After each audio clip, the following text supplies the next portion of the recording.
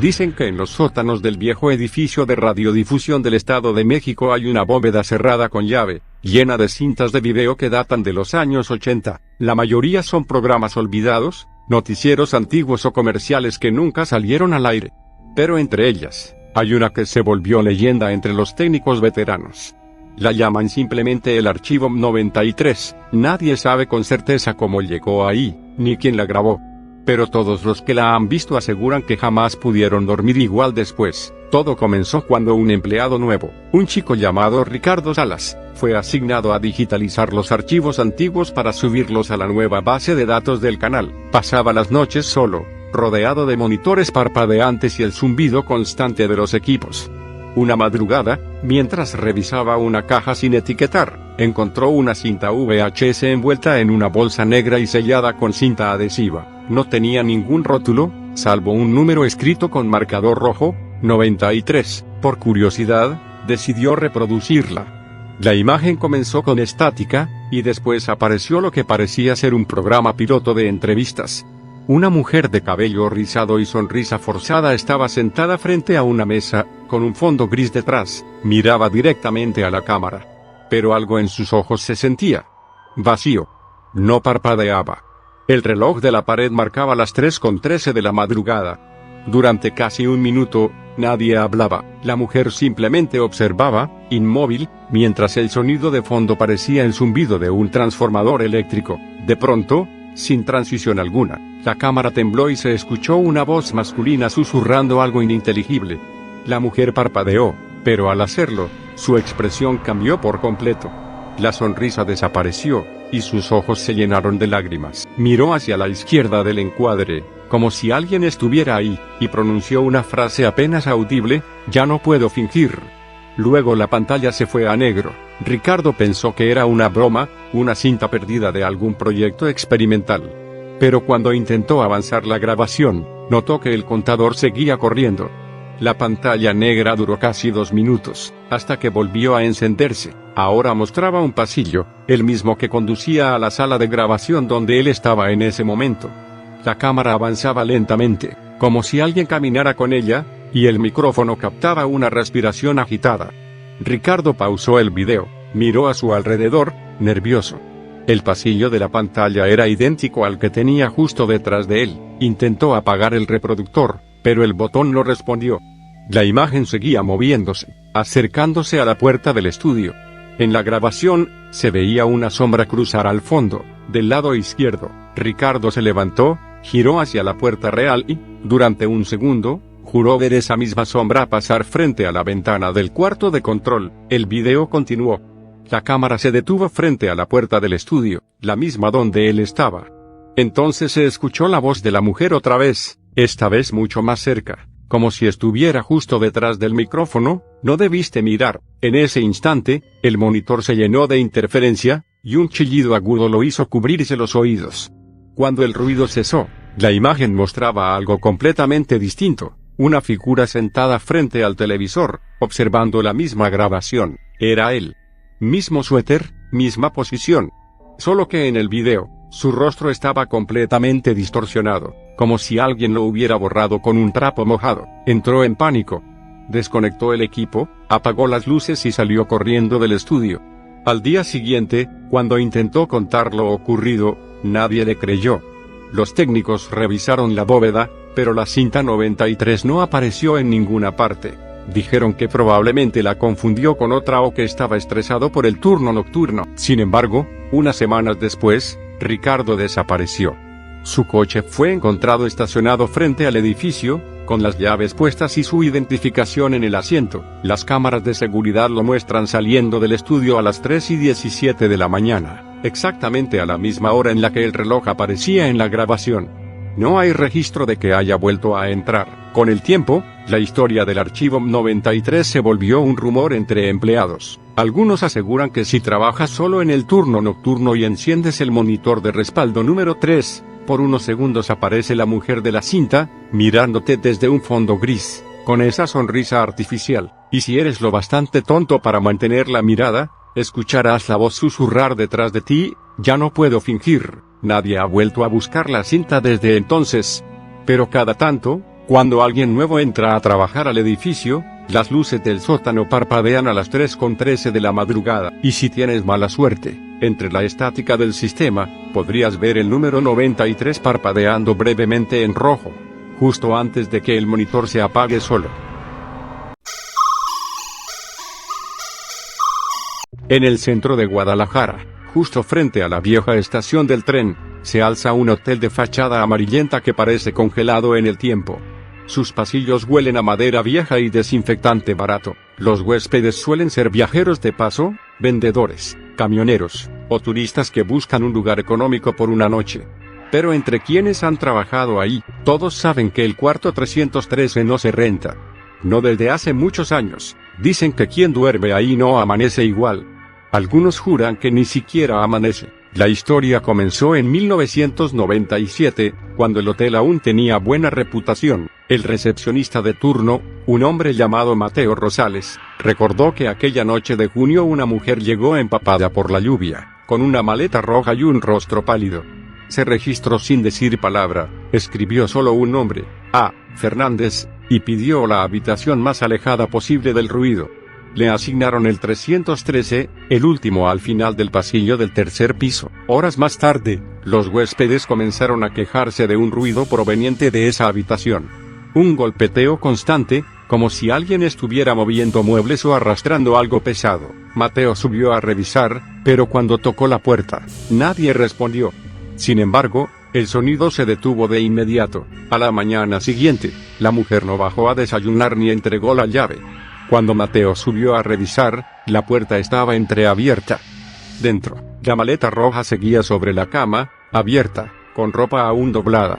Pero no había señales de ella. En el baño, el espejo estaba cubierto de humedad, y sobre el vidrio alguien había trazado con un dedo una frase: sigue mirando, aún no termina. La policía registró el lugar. No había signos de violencia ni de huida. Revisaron las cámaras de seguridad, y aunque se veía a la mujer entrar a su habitación a las 11:47 de la noche, jamás se la vio salir. Simplemente desapareció. Después de eso, el cuarto 313 fue clausurado por unos meses. Pero los nuevos encargados, ignorando la historia, lo volvieron a abrir. Desde entonces, cada huésped que durmió ahí reportó lo mismo, un sueño extraño donde alguien los observa desde el rincón del cuarto.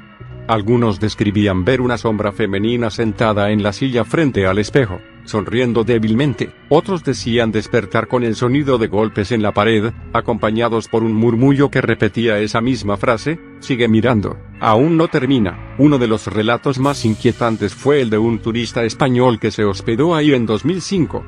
Dijo que durante la noche, mientras intentaba dormir, vio reflejado en el espejo a alguien de pie detrás de él. Giró de inmediato, pero no había nadie. El reflejo, sin embargo, seguía ahí, la figura de una mujer empapada, con una maleta roja en la mano. Desesperado, tomó su cámara y grabó el espejo. Cuando reprodujo el video, se escuchaba claramente una voz femenina diciendo su nombre. Un susurro suave, casi maternal. A la mañana siguiente, bajó corriendo a recepción, pálido, temblando, y exigió cambiar de habitación. Dejó la cámara en el mostrador. Dijo que no quería volver a verla. Al día siguiente, cuando el gerente revisó la grabación, la imagen mostraba al turista durmiendo, visto desde un ángulo alto, como si alguien lo hubiera grabado desde dentro del cuarto. El reloj de la pared marcaba las 3:13 de la madrugada. Con los años, la dirección decidió cerrar definitivamente la habitación. La sellaron, retiraron el número de la puerta y lo cubrieron con una placa metálica, pero los empleados nuevos aseguran que por las noches, si se camina por ese pasillo, se escucha el golpeteo detrás de la pared, y un sonido leve de agua cayendo, como si alguien estuviera exprimiendo ropa mojada. En 2018, un joven que hacía mantenimiento en el edificio notó que el candado del 313 estaba forzado.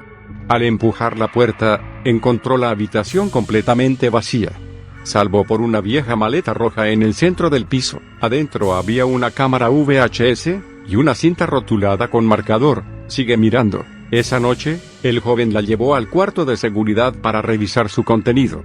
La grabación mostraba la habitación 313, vista desde el mismo ángulo que en los reportes anteriores. En la cama, Se veía a una mujer dormida, pero lo más perturbador era que el video estaba fechado en 1997, el día exacto de la desaparición de la primera huésped. La grabación terminó abruptamente con un golpe y la pantalla negra. El empleado no volvió al trabajo.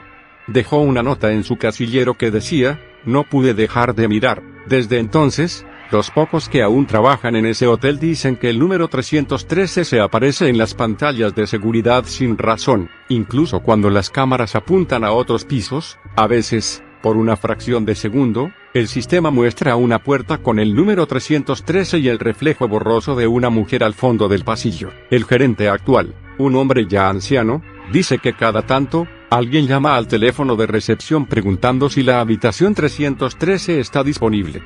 Siempre es la misma voz, una mujer, suave y cansada. Cuando le dicen que esa habitación está cerrada, la línea se corta. Pero antes de colgar, siempre alcanza a susurrar lo mismo: "Sigue mirando. Aún no termina".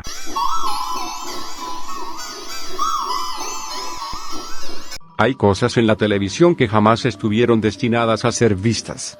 En los años 90, antes del auge de Internet, muchas estaciones locales transmitían su señal sin supervisión durante las madrugadas. En ese vacío de horario, donde nadie miraba, se filtraban cosas.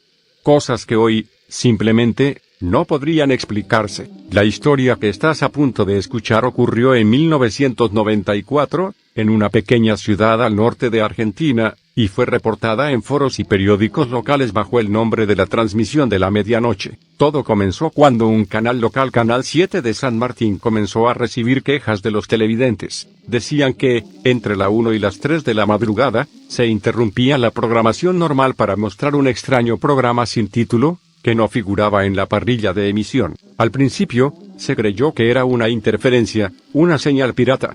Pero lo perturbador era que cada noche el contenido cambiaba ligeramente. Algunos televidentes aseguraban haber visto a un hombre sentado frente a una mesa, leyendo nombres en voz baja. Otros decían que era una mujer cantando, con la mirada perdida. Pero todos coincidían en algo: siempre había un reloj en pantalla, marcando las 3 a.m. exactas, y una frase que aparecía fugazmente en letras blancas: "¿Estás mirando?". El ingeniero de la emisora, un hombre llamado Daniel Cueto, decidió grabar la señal para descubrir qué estaba ocurriendo.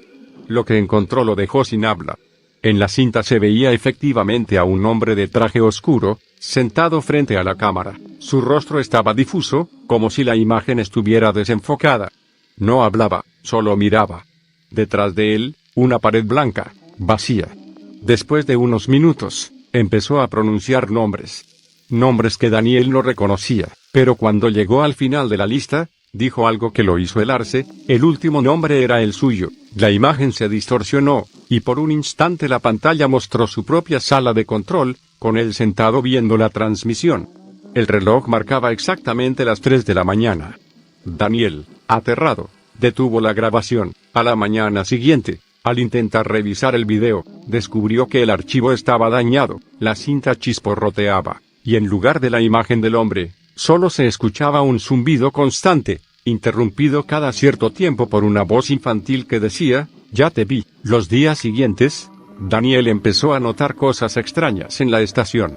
En los monitores de seguridad, aparecían pantallas encendidas que nadie había activado, y siempre mostraban lo mismo: una sala vacía, un reloj marcando las 3, y un micrófono encendido. El resto de los empleados comenzó a evitar trabajar de noche. Algunos renunciaron sin dar explicaciones. Una madrugada, decidido a resolver el misterio, Daniel esperó hasta la hora exacta. Se sentó frente a la consola, encendió todos los monitores y aguardó. A la 1:57 de la mañana, la señal del canal comenzó a parpadear, la programación se cortó, y la pantalla negra dio paso a una imagen conocida: el hombre de traje, mirándolo. Pero esta vez, la cámara comenzó a acercarse lentamente, como si el sujeto se levantara y caminara hacia el lente. La voz de Daniel temblaba mientras registraba cada segundo. Cuando la figura estuvo lo bastante cerca, se detuvo, levantó una mano y señaló directamente hacia la pantalla. La voz masculina, distorsionada, susurró algo que solo pudo entender al subir el volumen: "Estás en la lista". El reloj volvió a marcar las 3 de la mañana. La imagen se desvaneció. A la mañana siguiente, Los compañeros de Daniel lo encontraron inconsciente, con el televisor aún encendido y el rostro lleno de sangre por una hemorragia nasal. Sobre el escritorio, la cinta seguía grabando. En la grabación se veía el estudio vacío, pero el micrófono seguía transmitiendo. En el fondo, una respiración pausada, profunda, que no correspondía a nadie presente. Daniel fue internado. Nunca volvió a hablar. Los médicos diagnosticaron un episodio psicótico severo, pero no encontraron causa aparente. Cuando la policía revisó la cinta, descubrieron algo aún más perturbador. Al final del video, durante unos pocos cuadros, la cámara mostraba una lista escrita a mano en un pizarrón. En ella se leían varios nombres tachados, y al final, uno nuevo, recién agregado: Comisario Luján. El oficial encargado del caso. 3 días después, Luján sufrió un accidente automovilístico en la carretera y murió en el acto. El reloj del tablero quedó detenido a las 3 de la mañana. Desde entonces, nadie en la emisora quiso volver a hablar del asunto. El canal fue vendido y reestructurado, pero el rumor persiste entre los técnicos antiguos. Aseguran que si dejas un televisor viejo sintonizado en frecuencia analógica durante la madrugada, entre la 1 y las 3 de la mañana, a veces aparece una transmisión sin identificación. Solo un hombre de traje, mirando a cámara, con un reloj a su lado, y si tienes la desgracia de escuchar cómo pronuncia tu nombre, más te vale apagar el televisor antes de que marque la hora. Porque si el reloj llega a las 3 de la mañana, ya no estarás mirando tú. Será alguien más, mirando desde el otro lado.